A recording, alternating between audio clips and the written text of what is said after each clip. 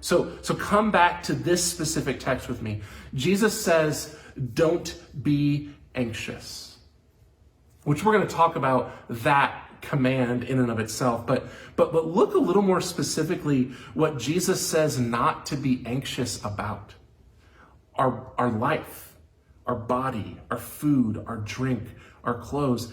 Jesus is telling his followers not to be anxious about the essentials of survival. That's a weird kind of command. And I think for us to really wrap our heads around that, we probably have to put ourselves kind of in the mindset, in the experience of Jesus's audience. Remember, this sermon, although it totally applies to the church today, we're going to talk about that today. Like, that's the point of this time, right? This was originally preached to this group of first century Palestinian Jewish people. And there were some really unique aspects of their experience of life that put just a little bit of different weight around what Jesus is telling them than maybe how we read it at first.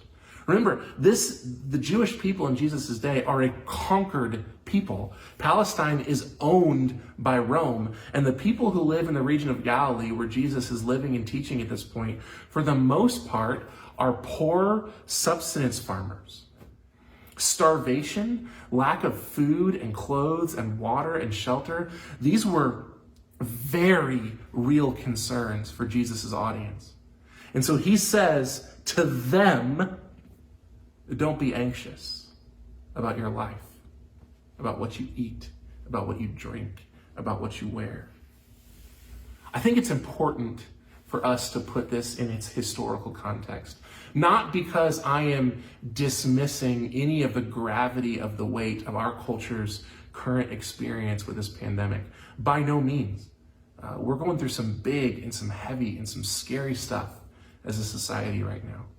I just think it's important to note that our fears and our anxieties, just by nature of our point in history, are just nuanced a little differently than the fears and anxieties of the people Jesus is speaking to.